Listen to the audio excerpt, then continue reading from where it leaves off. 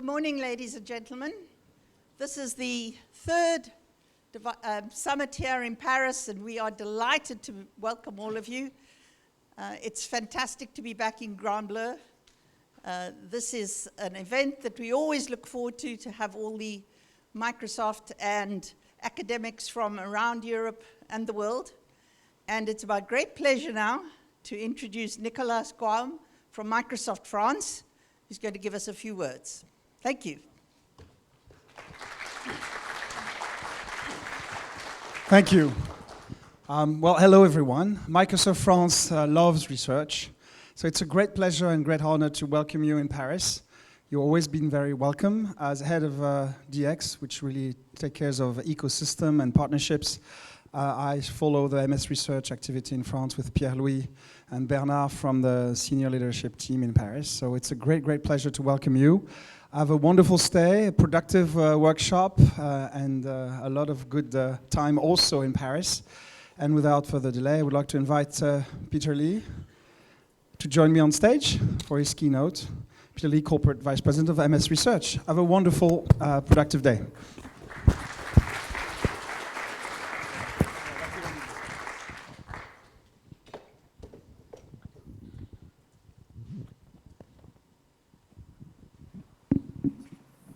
Thank you very much.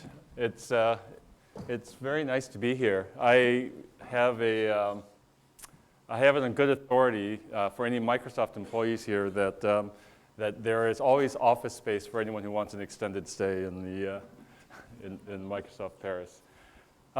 What I thought I would do in my keynote here is just to express some reasons for and hopefully reinforce the relationship that we in Microsoft Research have with academic researchers. It's really a kind of a partnership that has proven over many, many years now to be absolutely crucial. Now, this is a Devices and Networking Summit, and so I thought I would try to explain this connection between academic university research and Microsoft research with some examples, initially starting with a device example.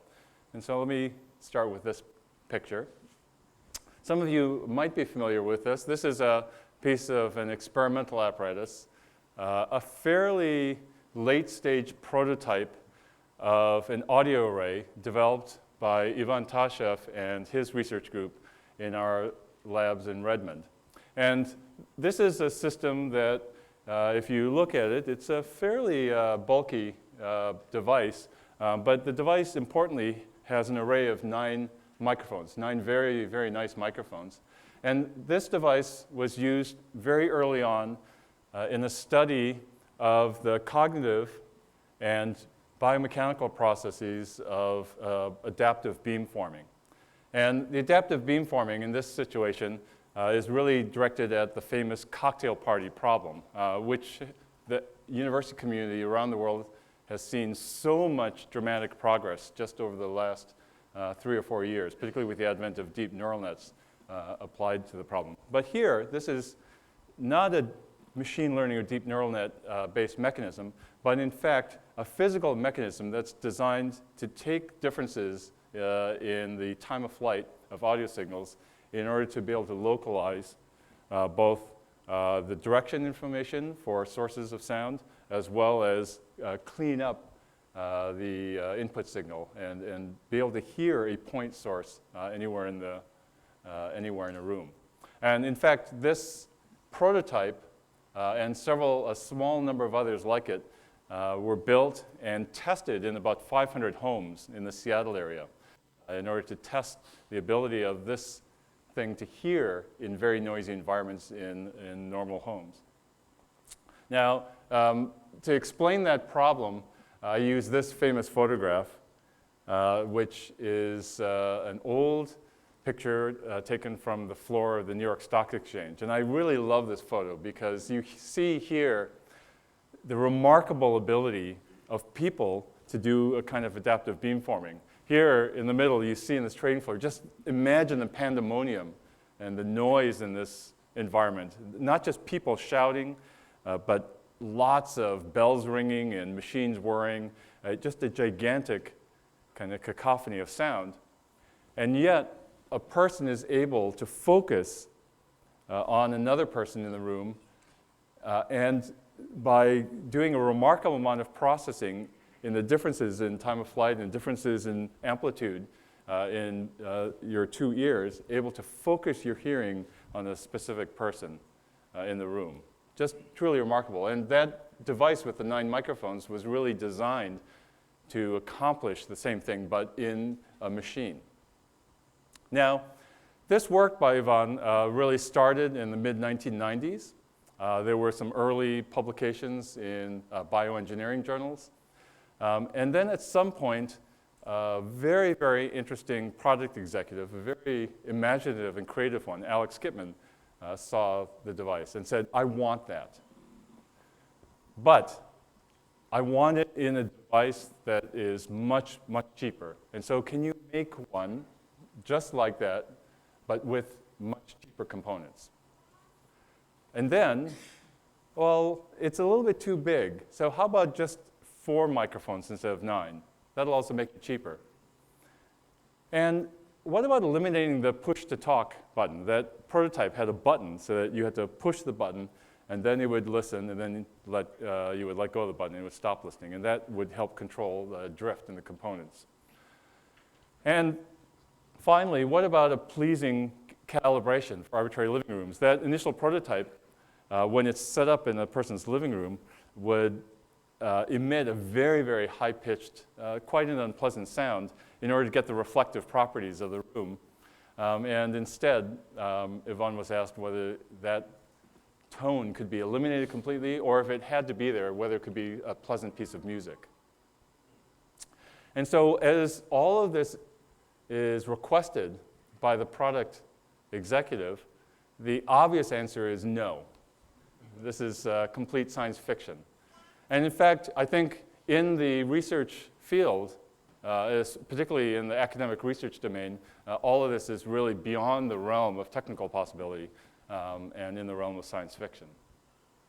Now, this is where I would say, at least within Microsoft Research, in its interactions with product designers and developers, this is where about 99% of the interactions end up dying. And so when people talk about the real struggles to have a tech transfer process that is successful, oftentimes it is this kind of interaction where there is solid science, published research, and then a very creative but perhaps technically uninformed product executive asking for impossible things. And the kind of push-pull here is absolutely the critical interaction in this process of technology transfer. And oftentimes, both sides, one or both sides, end up just throwing their hands up and just assessing the situation as too far apart, too impossible. Now, for whatever reason, Alex Kipman was very persistent. Ivan Tashev was probably a little bit too easily influenced. And as a result, an attempt was made. And in fact, ultimately, that microphone array ended up being the technology for audio input in the Kinect device for the Xbox Kinect.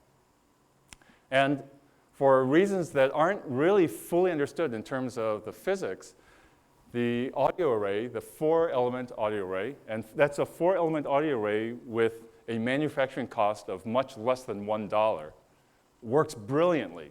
Even with just a huge amount of noise of many people talking in a living room, a surround sound system blasting, if one person raises their hand and is seen by the depth camera, that audio array is able to focus its hearing right on that person's, on the plane, vertical plane, intersecting that person's mouth. And that enables people in that noisy environment to just speak with a normal voice, to do things like pause the video or change channels or do a Bing search by voice. It's really quite remarkable.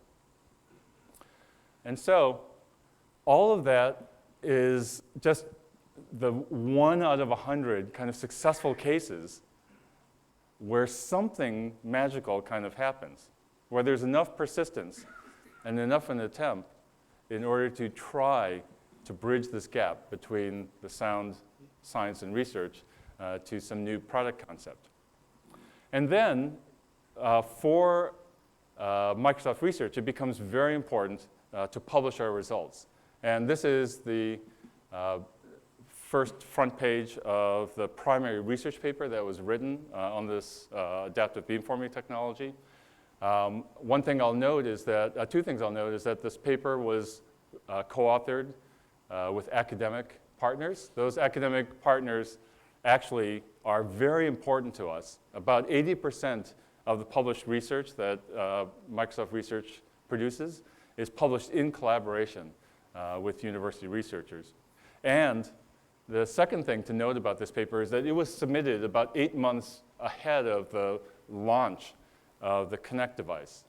And so, in fact, if you read the paper has no mention of any direct product application of the technology. It just lays out the algorithms and the technical architecture, as well as the measured findings of the system, but doesn't give any hint as to a connection to the Xbox.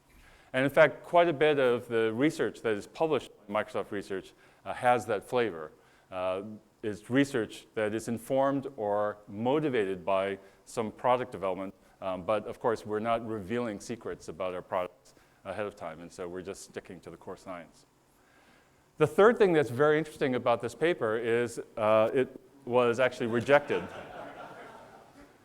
And I actually, for me, just as an evil research manager in Microsoft Research, this has been a godsend that this thing got rejected, because it really allows me to tell a story.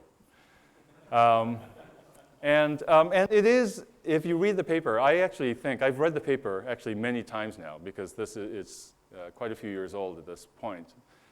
And I actually assess the paper personally as being a very, very interesting and technically sound paper.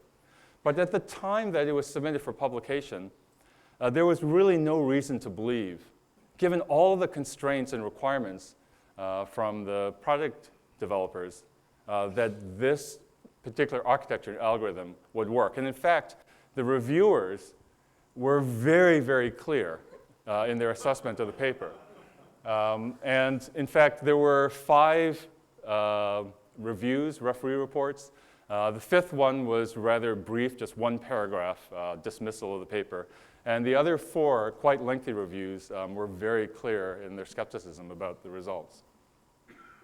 Now, the thing to say here is we see in this first story this critical interplay between academic, university-based research, really extending back decades,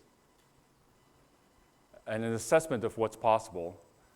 A really visionary and creative product designer and developer, on the other hand, perhaps asking for a little bit too much, but trying to draw research out of its comfort zone, and sort of caught in the middle here is Microsoft Research, trying to assess when and how to invest in bridging that gap.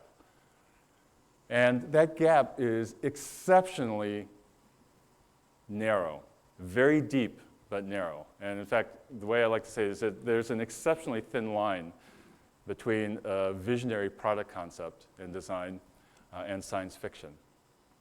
And in fact, in the case of the Kinect, I'm completely convinced that without this interplay between university research, product design and development, and industrial R&D in the form of Microsoft Research, that something like Kinect would not have been possible. Okay, so that's story number 1. The second story I would like to give pertains to the amazing advances in language processing, all forms of language processing that we've seen in our research community over the last, let's say, 5 or 6 years. And in fact, today, of course, it's completely routine to expect to be able to talk, at least short utterances, to your phone or to your computer. And in fact, Windows 10 coming out later this year has a conversational interface where you can say, hey, Cortana, and ask for various kinds of tasks to be done. And the fact that this has become so routine is really something that's happened remarkably quickly really just over the last 2 or 3 years for truly practical applications. And that extends beyond the speech processing, but to the deeper natural language processing and semantic understanding of what people are trying to say, and the deep translation, bridging the language barriers. And within Microsoft Research, we've been very, very hard at work with the beta release this year of the Skype Translator. And the Skype Translator has been just such a monumental challenge for us, again in collaboration with quite a few universities. But already in the beta, we are just seeing some really almost magical kinds of interactions. One that I particularly like beyond our beta users is the fact that even some of the toughest product critics, like Peter Bright at Ars Technica, have just really said some glowing things about this. And we find unexpected kinds of applications of this. In fact, we find that one of the big use cases for the Skype Translator isn't for translation at all, but just to enable collaborations between people where some set of people in the work group are hard of hearing and others aren't. And the Skype Translator just turns out to be a way for people to interact between hard of hearing and non-hard of hearing people. It's just really not planned or expected, but wonderful to see. Now, that progress in language processing is an observation that points out another aspect of the interplay between university research, industrial research, and product development that I think is so important. And the way I like to point that out is to show this graph, which is the graph of the performance of the best automated speech recognition systems as measured by the NIST switchboard test since 1993 to the near present. And so on the x-axis here, you see the year of the test. The green line shows the approximate performance of the best systems tested in that year. And then the y-axis is the word error rate. And roughly speaking, the word error rate is simply the number of mistakes made in the transcription, in the near real-time transcription of some open domain speech. And so here you can see 1993 in the first year of the switchboard test, which is a relatively open domain speech recognition test. You can see that the word error rate is approaching 100%. In other words, almost nothing is working. But then through the application of hidden Markov models and later Gaussian mixture models, you can see very, very rapid improvement to the point that around the year 2000, the top speech recognition systems had been able to achieve a word error rate of about 26%. Roughly speaking, 1 out of every 4 words wrong in the transcript. And so then what we have seen over the last 2 or 3, just handful of years in the deployment of these speech systems that really seem to have a qualitative difference in how well they perform, we've seen the advent of deep learning and deep neural nets applied to speech recognition. And at least in laboratory conditions, let me just speak for Microsoft Research, but I think there are a number of universities and other industrial labs that have shown very similar results. In laboratory conditions, we now in Microsoft Research are routinely achieving word error rates below 7%. Certainly much better for near real-time transcription than any human would be able to do, at least a normal untrained human. And so this sort of improvement is just stunning, and we just see the results. And more, the world now will see machines around them for which we can interact much more naturally, for which we can just speak. And I think that will be a fundamentally new kind of and better kind of, and a more dignified form of interaction between people and machines. Now, the thing that I love about this graph is this long plateau. That for the better part of a decade, taking all comers in this switchboard challenge, the best systems for the better part of a decade, showed almost no practical improvement in terms of word error rate in the performance of speech recognition. And this is something that I find just incredibly important. It says something very important about the nature of fundamental research. And if you think about a company like Microsoft, even with its investment in Microsoft Research, going and investing in research that for decades shows no discernible practical advances is really a tough call. And yet, many of you know that for this entire period, the speech processing community was exceptionally vibrant. And at least in our speech research groups in Microsoft Research, our researchers tell me there were arguably between 3 and 5 significant research advances that people predict will prove to be seminal in the fullness of time. And so every day something was being learned. Every day there were investments being made. Every day there was university research going on. That university research was feeding in terms of collaborations, to the research going on in speech processing in Microsoft Research, and ultimately laid the foundations, and set the conditions in the world where something remarkable could happen. And we're just extremely proud to have had a role in the spark, creating the spark for the application of deep neural nets in late 2009, again, by working with university researchers and sponsoring and co-hosting the first deep learning-based speech workshop at NIPS in December of 2009. And by the end of 2010, we had enough engineering insight and results to know that something important was happening. And very rapidly, everything changed. And so this is a second aspect of research and of this synergy between universities, our industrial research labs, and product development that is just so important.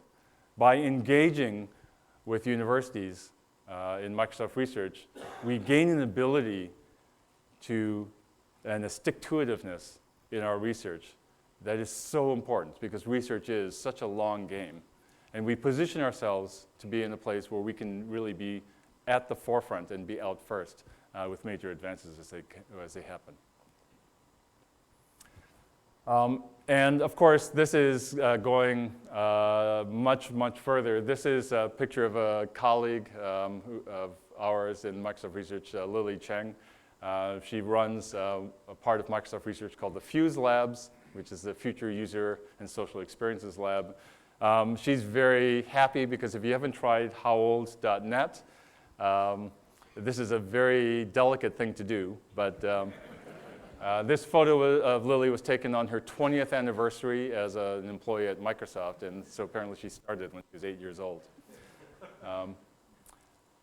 By the way, I learned the hard way not to try this in the presence of your wife for the first time without kind of making sure that you would get the right results.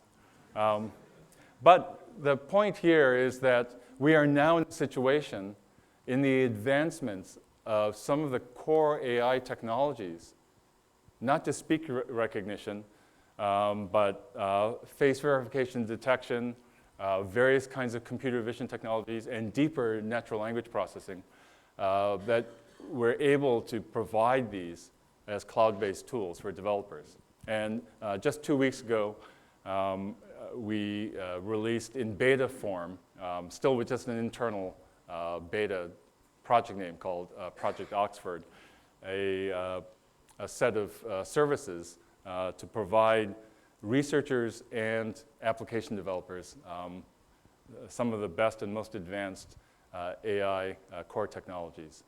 And you can expect, if you go to projectoxford.ai, to keep seeing this list grow. We're really in a phase now where after decades of joint research, we're in a situation where things are working so well that we can really allow the world to access these things for free. And it really comes again out of this partnership. And so I've been talking a lot about this partnership between university research and product development, as well as the role that industrial R&D plays. And there is this sort of amazing synergy between these three things.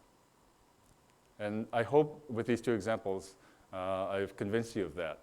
And so that synergy really is at the heart of why we hold these summits. This Devices and Networking Summit, not just here, but also our faculty summits in China and in the US, in South America, and in India. That partnership that we have with you is just absolutely crucial. It informs us as to emerging developments. It provides deep collaborations that really affect the vast majority of the kinds of research projects that we do. And it gives us kind of stick-to-itiveness and the ability to play the long game in research, which we found over and over again to be so important. And of course, this is no secret. The National Academies in 2011 published the latest edition of what they call their Tire Tracks report that also shows this sort of interplay between university research, these red lines, industrial R&D, and product development. And these so-called tire tracks plot out historically the development and the interplay between in various important technology developments that in time led to new information technology sectors that today are generating more than $10 billion, sometimes in some cases more than $100 billion in annual revenues. And so that interplay is something that, at least to the National Academies, is also very well known. I should say, in full disclosure, that there have been several versions of the Tire Tracks report produced since 1995 to 2011, and the 2011 one came out of a group study that was chaired by me. So it's something that I really believe in. It informs the way that I approach the management of Microsoft Research. So now, with that, I wanted to just say that during the next day and a half, we will be looking to engage with all of you, looking for opportunities to get together and work together on important research. This is a Devices Networking Summit. I won't say too much about networking because you'll hear in the closing keynote tomorrow from Victor Ball quite a lot about networking. The only thing I wanted to say is that for us, the importance of networking is just fundamental, and it's not just the internet. It's not just IoT in the home or in manufacturing, but it's also software-defined networking in our global data centers. This has huge, hundreds of millions of dollars a year impact on what we do in Microsoft. Networking for us is also the network between an Xbox controller and the Xbox, which for 99.9% of players doesn't matter, but for that very elite 0.1% of truly elite game players makes all the difference in the world. And so networking is just incredibly broad, and I'm sure you'll hear much more about that from Victor tomorrow and in the related networking sessions over the next day and a half. We have tremendous amount of new devices coming out. Unfortunately, during this summit, we won't be able to engage very deeply or meaningfully in the potential for university engagements with Hololens, although we have started to engage with a small number of academic researchers on new scenarios. But this, we believe, will truly transform personal computing in ways that will be very engaging and very productive for us. This is not just about 3D vision, not just about augmented reality, but it has the same sort of audio array technology, 3D spatial audio, as well as battery power and cooling technologies that are true advances over what the world has seen before. Later this afternoon, we will have a session on the Microsoft Band. And this is something that we're very excited about, and we're hoping that more of you will engage with us in producing new kinds of user experiences and new kinds of applications for the band. I wear my band 24 hours a day, and I know because of that I have been just wrecked with jet lag over the last 3 days. But the number of new applications that are coming out and the abilities to have really programmable instrumentation with a large number of very interesting sensors on this device, I think is a point of good collaboration. Windows 10 is coming out later this year, and Windows 10 is very interesting for us and very important for Microsoft because it is an operating system designed to go on a wide range of devices, not just laptops and tablets and phones, but small embedded devices, as well as very large wall-size displays. And I'd like to just spend a moment on the wall-size display because I think I'm suspecting that university researchers are less familiar with it. But you can think of the wall-size display, which is a product coming out later this year called the SurfaceHub, as a very large display. And so, in fact, it's 84 inches in diameter. So think of it as a very, very large tablet with a pen and touch interface. There's also a smaller, acute 55-inch version if you have a smaller office or lecture room. Now, the genesis of the SurfaceHub was to recreate and make much more productive the standard kind of collaborative space that so much involves multiple people engaging in front of whiteboard with pens in hand. And so what could we do to really just bring this into the 21st century? And the SurfaceHub has just been a great thing for us. We've been doing a substantial amount of research within MSR over the last couple of years on the prototypes of this technology. And our early investigations really just tried to take existing kinds of modes of interaction when multiple people are standing together in front of a whiteboard or a blackboard and try to create those situations, but liberate people from having to be, in this case, having to be in the same room.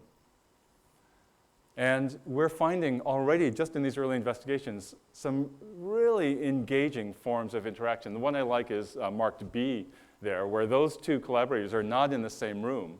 And so there is always this kind of awkward situation when one person is pointing or drawing into another.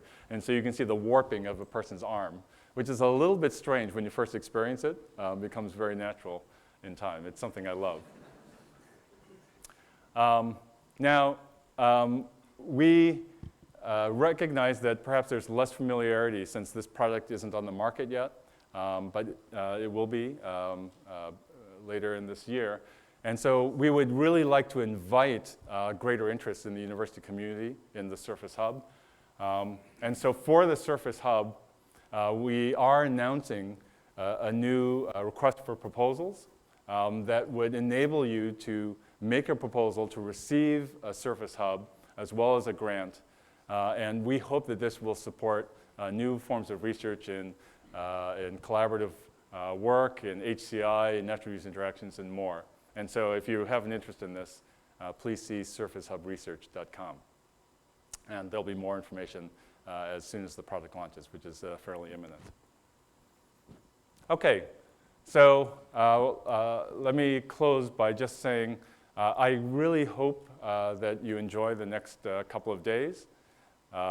We will be looking to engage with you. I hope you will engage with us and continue to work with all of us in Microsoft Research to innovate together. So thank you very much. Merci beaucoup.